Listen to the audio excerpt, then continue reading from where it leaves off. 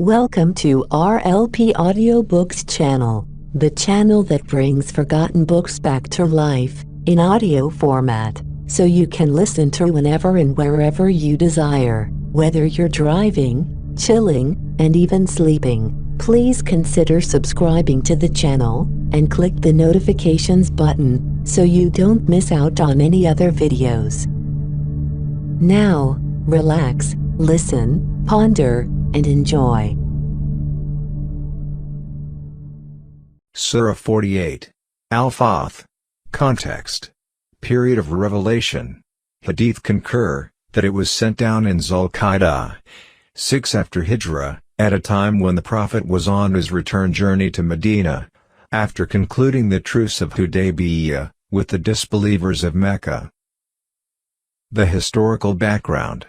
The events in connection with which this surah was sent down began life like this. One day the Prophet saw in a dream that he had gone to Mecca with his companions and had performed the Umrah, lesser pilgrimage, there.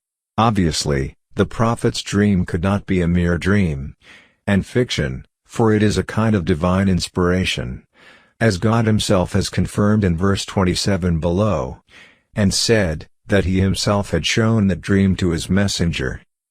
Therefore, it was not merely a dream but a divine inspiration, which the Prophet had to obey and follow.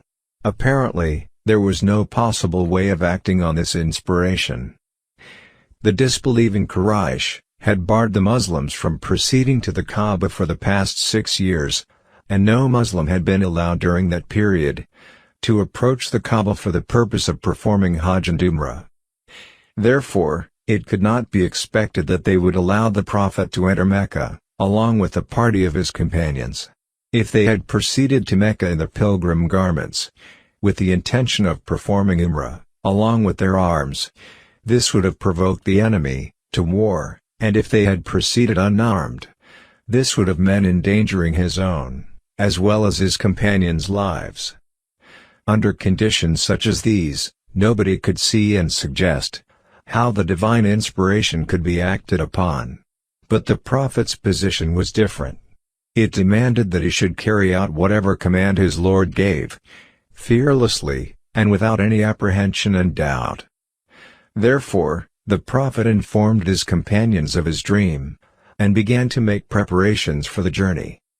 Among the tribes living in the suburbs also, he had the public announcement made that he was proceeding for Umrah, and the people could join him. Those who could only see the apparent conditions thought that he and his companions were going into the very jaws of death, and none of them therefore was inclined to accompany him in the expedition.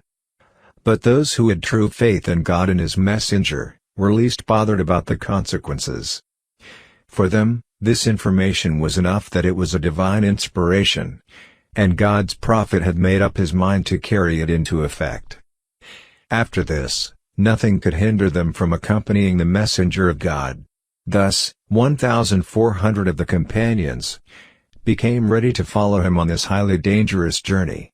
This blessed caravan set off from Medina in the beginning of Zul-Qa'dah 6 after Hijrah. At Zul-Hulayfa, they entered the pilgrim's road with the intention of Umrah, took 70 camels with collars around their necks, indicating that they were sacrificial animals, kept only a sword, each in sheaths, which the pilgrims to the Kaaba were allowed to carry according to the recognized custom of Arabia, but no other weapon. Thus, the caravan set out for the Kaaba, the house of God, at Mecca, chanting the prescribed slogan of Labbaik, Allahumma Labbaik. I respond to you, O God, I respond to you. The nature of the relations between Mecca and Medina in those days was known too well to every Arab. Just the previous year, in Shawwal, 5 after Hijrah, the Quraysh mustering the united strength of the Arab tribes had invaded Medina, and the well-known Battle of the Trench had taken place. Therefore, when the Prophet, along with such a large caravan, set off for the home of his bloodthirsty enemy, the whole of Arabia looked up with amazement, and the people also noticed that the caravan was not going with the intention to fight, but was proceeding to the house of God in a forbidden month in the pilgrim's clothing, carrying sacrificial animals, and was absolutely unarmed. The Quraysh were confounded at this bold step taken by the Prophet. Zulqa'dah was one of those forbidden months which had been held as sacred for pilgrimage in Arabia for centuries. Nobody had a right to interfere with a caravan, which might be coming for Hajj, or Umrah, in the pilgrim's clothing in this month. So much so that even an enemy tribe could not hinder it from passing through its territory, according to the recognized law of the land. The Quraysh therefore were caught in a dilemma, for if they attacked this caravan from Medina, and stopped it from entering Mecca, this would arouse a clamor of protest in the whole country, and all the Arab tribes would have the misgiving that the Quraysh had monopolized the Kaaba as exclusively their own, and every tribe would be involved in the mistrust that now it depended on the will of the Quraysh to allow or not to allow anyone to perform Hajj or Umrah in the future, and that they would stop any tribe with which they were angry from visiting the Kaaba, just as they had stopped the Medinan pilgrims. This they thought would be a grave mistake, which would cause the entire Arabia to revolt against them. But, on the other hand, if they allowed Muhammad and his large caravan to enter their city safely, they would lose their image of power in Arabia, and the people would say that they were afraid of Muhammad. At last, after a great deal of confusion, perplexity, and hesitation, they were overcome by their false sense of honor, and for the sake of their prestige, they took the decision that they would at no cost allow the caravan to enter the city of Mecca. The Prophet had dispatched a man of the Bani Ka'b as a secret agent, so that he may keep him fully informed of the intentions and movements of the Quraysh. When the Prophet reached Usfan, he brought the news that the Quraysh had reached the Tuwa with full preparations, and they had sent Khalid bin Walid with 200 cavalrymen in advance, towards Qur al-Ghamim to intercept him. The Quraysh wanted somehow to provoke the Prophet's companions into fighting, so that they may tell the Arabs that those people had actually come to fight, and had put on the pilgrim's garments for Umrah only to deceive others. Immediately on receipt of this information, the Prophet changed his route, and following a very rugged rocky track, reached Hudaybiyah, which was situated right on the boundary of the sacred Meccan territory. Here, he was visited by Budayl bin Warqa, the chief of the Bani Khuzā, along with some men of his tribe. They asked what he had come for.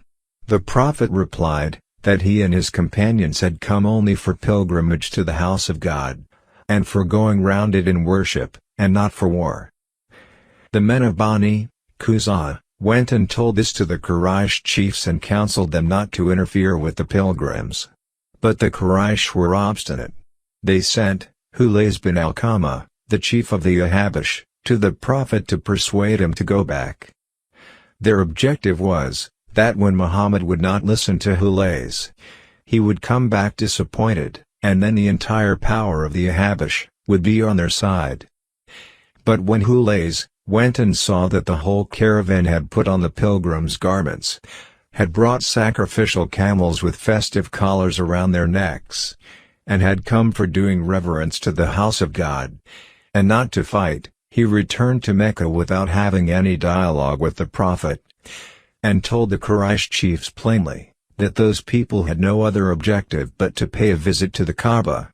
If they barred them from it, the Ahabish would not join them in that, because they had not become their allies to support them, even if they violated the sacred customs and traditions.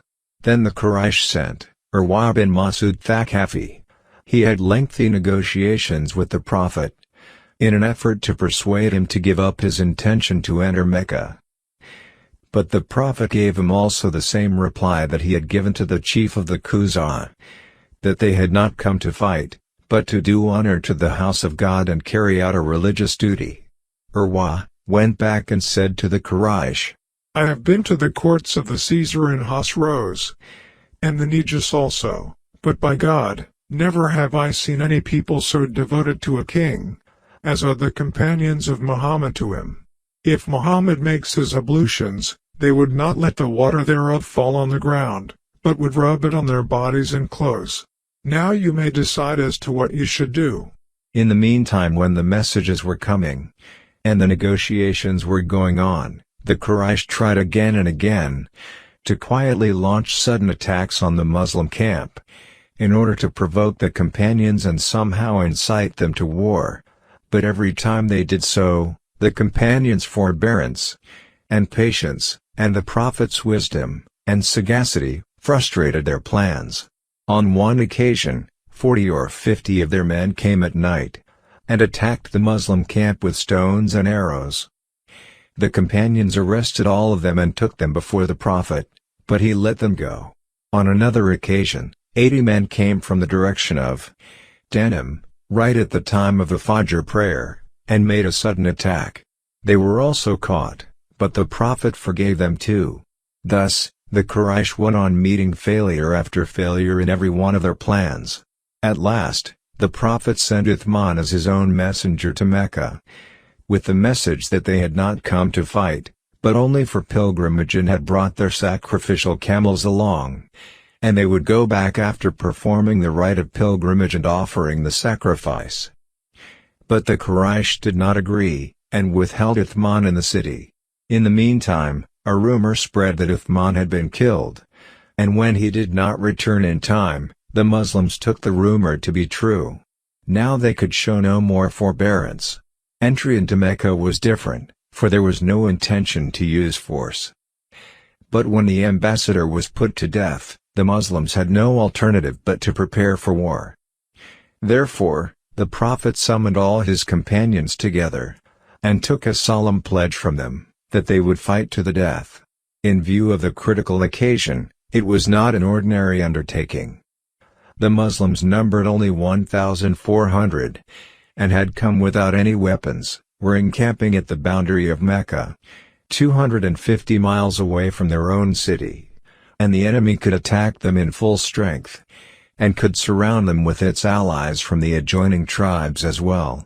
In spite of this, none from the caravan except one man failed to give his pledge to fight to death, and there could be no greater proof of their dedication and sincerity than that, in the cause of God.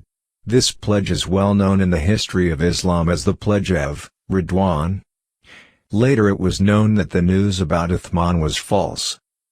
Not only did he return, but under Suhail bin Amr, from the Quraysh, also arrived a deputation to negotiate peace with the Prophet.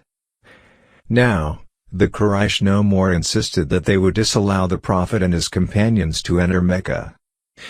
However, in order to save their face, they only insisted that he went back that year but could come the following year to perform the Umrah. After lengthy negotiations, peace was concluded on the following terms. Number 1. War would remain suspended for 10 years, and no party would indulge in any hostility, open or secret, against the other. Number 2.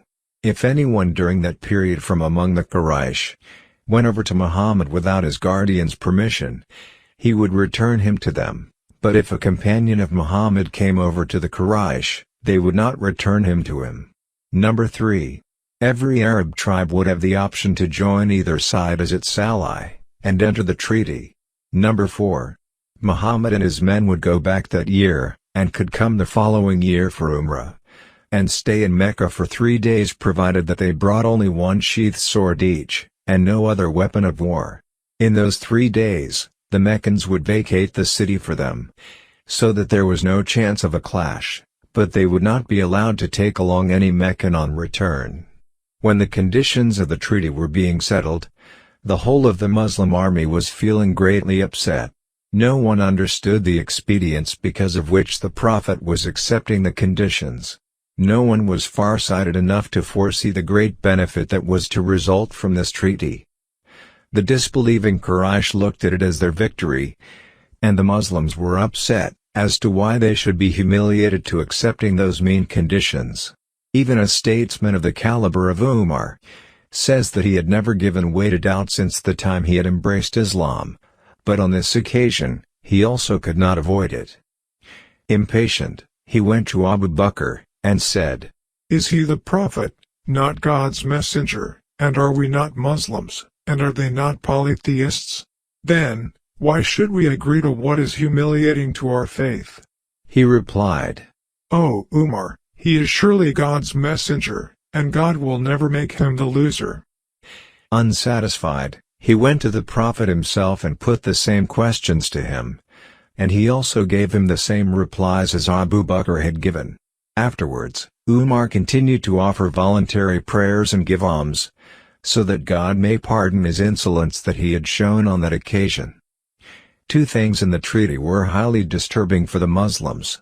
First, the second condition, about which they said that it was an expressly unfair condition, for if they had to return a fugitive from Mecca, why should not the Quraysh return a fugitive from Medina? To this, the Prophet replied, "What use would be he to us, who fled from us to them? May God keep him away from us. And if we return the one who flees to us from them, God will create some other way out for him." The other thing that was rankling in their minds was the fourth condition. The Muslims thought that agreeing to it meant that they were going back unsuccessful, and this was humiliating. Furthermore, the question that was causing them to feel upset was that they had accepted the condition of going back without performing the pilgrimage to the Kaaba, whereas the Prophet had seen in the vision that they were performing tawaf at Mecca. To this, the Prophet replied that in his vision, the year had not been specified. According to the treaty conditions, therefore, they would perform the tawaf, encircling of the Kaaba the following year, if it pleased God. Right at the time when the document was being written, Suhail bin Amr's own son, Abu Jandal, who had become a Muslim and been imprisoned by the pagans of Mecca, somehow escaped to the Prophet's camp. He had fetters on his feet, and signs of violence on his body. He implored the Prophet that he help secure his release from imprisonment. The scene only increased the companions' dejection, and they were moved beyond control. But Suhail bin Amr said the conditions of the agreement had been concluded between them. Although the writing was not yet complete, therefore the boy should be returned to them. The Prophet admitted his argument, and Abu Jandal was returned to his oppressors.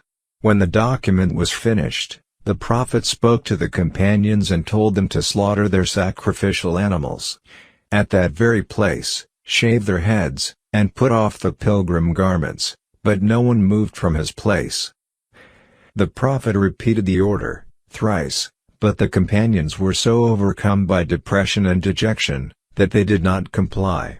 During his entire period of apostleship, on no occasion had it ever happened that he should command his companions to do a thing, and they should not hasten to comply with it. This caused him a great shock, and he returned to his tent and expressed his grief before his wife, Salama. She said, "You may quietly go and slaughter your own camel, and call the barber, and have your head shaved. After that, the people would automatically do what you did, and would understand that whatever decision had been taken would not be changed." Precisely the same thing happened. The people slaughtered their animals, shaved their heads, or cut their hair short, and put off the pilgrim garments, but their hearts were still afflicted with grief. Later, when this caravan was returning to Medina, feeling depressed and dejected at the truce of Hudaybiyah, this surah came down at Ajnan, or according to some others, at Qura al-Ghamim, which told the Muslims that the treaty that they were regarding as their defeat was indeed a great victory. After it had come down, the Prophet summoned the Muslims together and said, "Today such a thing has been sent down to me, which is more valuable to me than the world and what it contains." Then he recited this surah, especially to Umar, for he was the one who was feeling most dejected. Although the believers were satisfied when they heard this divine revelation, not much longer afterwards, the advantages of this treaty began to appear one after the other, until everyone became fully convinced that this peace treaty indeed was a great victory. Number 1. In it for the first time, the existence of the Islamic State in Arabia was duly recognized. Before this, in the eyes of the Arabs, the position of the Prophet Muhammad and his companions was no more than of mere rebels against the Quraysh and other Arab tribes, and they regarded them as the outlaws. Now the Quraysh themselves, by concluding this agreement with the Prophet, recognized his sovereignty over the territories of the Islamic State, and opened the way for the Arab tribes to enter treaties of alliance with either of the political powers they liked. Number 2. By admitting the right of pilgrimage to the house of God for the Muslims, the Quraysh also admitted that Islam was not an anti-religious creed, as they had so far been thinking, but it was one of the admitted religions of Arabia, and like the other Arabs, its followers also had the right to perform the rites of Hajj and Umrah. This diminished the hatred in the Arabs' hearts that had been caused by the propaganda made by the Quraysh against Islam. Number 3. The signing of a no-war pact for 10 years provided full peace to the Muslims, and spreading to every corner of Arabia they preached Islam with such spirit and speed that within 2 years after Hudaybiyah, the number of the people who embraced Islam far exceeded those who had embraced it during the past 19 years or so. It was all due to this treaty that 2 years later, when in consequence of the Quraysh's violating the treaty, the Prophet invaded Mecca, he was accompanied by an army 10,000 strong, whereas on the occasion of Hudaybiyah, only 1,400 men had joined him in the march. Number 4. After the suspension of hostilities by the Quraysh, the Prophet had the opportunity to establish and strengthen Islamic rule in the territories under him, and to turn the Islamic society into a fully fledged civilization and way of life, by the enforcement of Islamic law. Number 5. Another gain that accrued from the truce with the Quraysh was that being assured of peace from the south, the Muslims overpowered all the opponent forces in the north and central Arabia easily. Just 3 months after Hudaybiyah, Khyber, the major stronghold of the Jews, was conquered, and after it, the Jewish settlements of Fadak, Wadi al-Qura, Taimah, and Tabuk also fell to Islam, one after the other. Then all other tribes of Central Arabia, which were bound in alliance with the Jews and Quraysh, came under the sway of Islam. Thus, within 2 years after Hudaybiyah, the balance of power in Arabia was so changed, that the strength of the Quraysh and pagan gave way, and the domination of Islam became certain. These were the blessings that the Muslims gained from the peace treaty, which they were looking upon as their defeat, and the Quraysh as their victory. However, what had troubled the Muslims most in this treaty was the condition about the fugitives from Mecca and Medina, that the former would be returned, and the latter would not be returned. But not much long afterwards, this condition also proved to be disadvantageous for the Quraysh, and experience revealed what far-reaching consequences of it had the Prophet foreseen, and then accepted it. A few days after the treaty, a Muslim of Mecca, Abu Basir, escaped from the Quraysh and reached Medina. The Quraysh demanded him back, and the Prophet returned him to their men, who had been sent from Mecca to arrest him. But while on the way to Mecca, he again fled and went and sat on the road by the Red Sea shore, which the trade caravans of the Quraysh took to Syria. After that, every Muslim who succeeded in escaping from the Quraysh would go and join Abu Basir, instead of going to Medina, until 70 men gathered there. They would attack any Quraysh caravan that passed the way, and cut it into pieces. At last, the Quraysh themselves begged the Prophet to call those men to Medina, and the condition relating to the return of the fugitives, of itself, became null and void. The surah should be read with this historical background in view, in order to fully understand it. Surah 48. Al-Fath. The Conquest. In the name of God, the most compassionate, the most merciful. Indeed we have given you, O Muhammad, a clear conquest. Ibn Masud said, "You people consider the conquest to be that of Mecca, but we consider it to be the Treaty of Al-Hudaybiyah." Al-Bukhari reported a similar quotation from Al-Bara bin Azib. Although initially regarded by the companions as a setback, the treaty, in effect, served to promote the spread of Islam, which led to the conquest of Mecca 2 years later. That God may forgive for you what preceded of your sin, Errors, and what will follow, and complete His favor upon you, and guide you to a straight path, and that God may aid you with a mighty victory. It is He who sent down tranquility into the hearts of the believers, that they would increase in faith along with their present faith. And to God belong the soldiers of the heavens and the earth, and ever is God knowing and wise. And that He may admit the believing men and the believing women to gardens beneath which rivers flow to abide therein eternally, and remove from them their misdeeds. And ever is that, in the sight of God, a great attainment. And that He may punish the hypocrite men, and hypocrite women, and the polytheist men, and polytheist women, those who assume about God an assumption of evil nature. Upon them is a misfortune of evil nature, and God has become angry with them, and has cursed them, and prepared for them hell, and evil it is, as a destination. And to God belong the soldiers of the heavens and the earth. And ever is God exalted in might, and wise. Indeed, we have sent you as a witness, and a bringer of good tidings, and a warner, that you people may believe in God and His messenger, and honor Him and respect Him, the Prophet, and exalt Him, God, morning and afternoon. Indeed, those who pledge allegiance to you, O Muhammad, they are actually pledging allegiance to God, the hand of God. God states in the Quran that He has certain attributes, such as hearing, sight, hands, face, mercy, anger, coming, encompassing, being above the throne, etc. Yet, He has disassociated Himself from the limitations of human attributes, or human imagination. Correct Islamic belief requires faith in the existence of these attributes, as God has described them, without comparing them to creation, or denying that He would have such a quality. His attributes are befitting to Him alone, and there is nothing like unto Him. Surah 42, verse 11. Is over their hands. Meaning, that He Almighty accepted their pledge. So he, who breaks His word, only breaks it to the detriment of himself.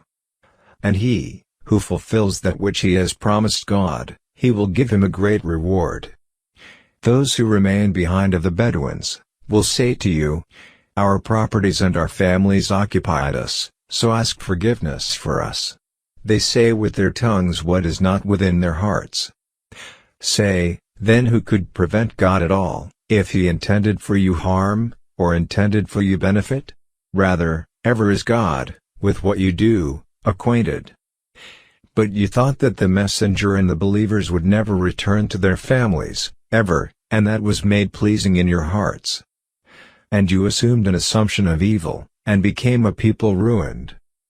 And whoever has not believed in God and His messenger, then indeed we have prepared for the disbelievers a blaze. And to God belongs the dominion of the heavens and the earth. He forgives whom He wills, and punishes whom He wills. And ever is God forgiving and merciful. Those who remain behind will say when you set out toward the war booty to take it, let us follow you. They wish to change the words of God. Say, never will you follow us. Thus did God say before. So they will say, rather, you envy us. But in fact, they were not understanding except a little. Meaning, they only understood the material aspects of life. Say to those who remain behind of the Bedouins, you will be called to face a people of great military might, you may fight them, or they will submit to God in Islam.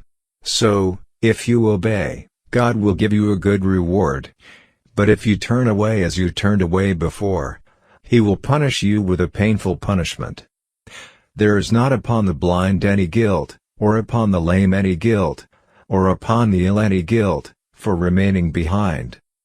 And whoever obeys God and His messenger, He will admit him to gardens beneath which rivers flow. But whoever turns away, He will punish him with a painful punishment. Certainly was God pleased with the believers, when they pledged allegiance to you, O Muhammad, under the tree, and He knew what was in their hearts.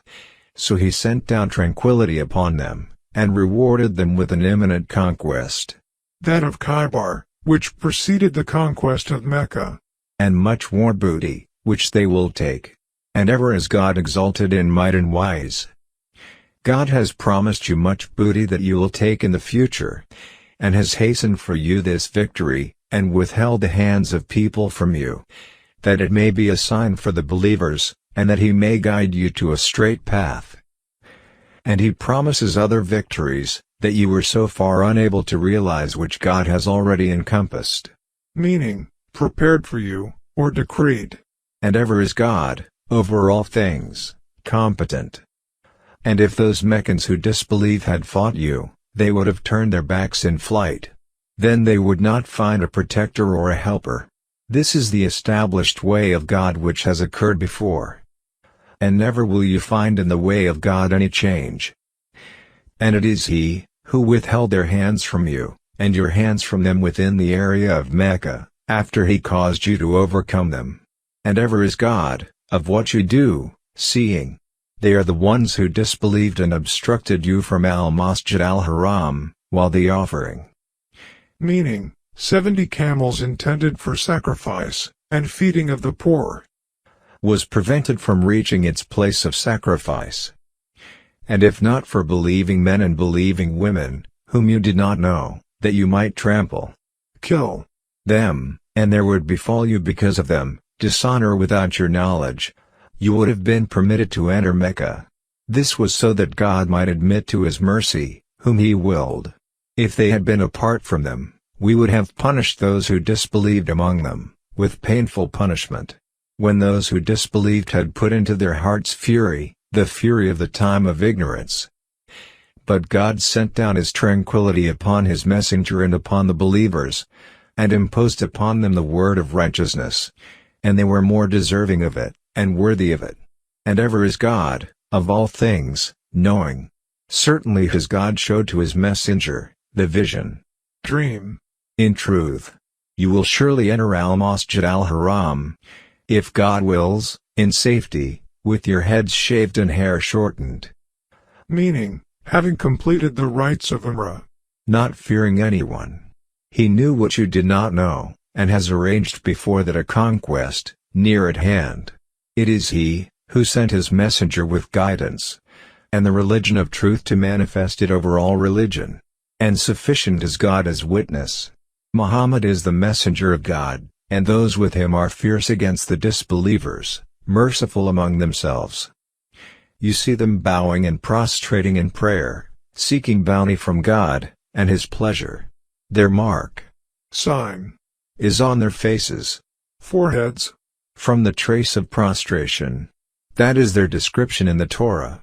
And their description in the Gospel, is as a plant which produces its offshoots, and strengthens them so they grow firm, and stand upon their stalks, delighting the sowers, so that by them He may infuriate the disbelievers. The given examples depict the Prophet and his companions. God has promised those who believe, and do righteous deeds among them, forgiveness and a great reward.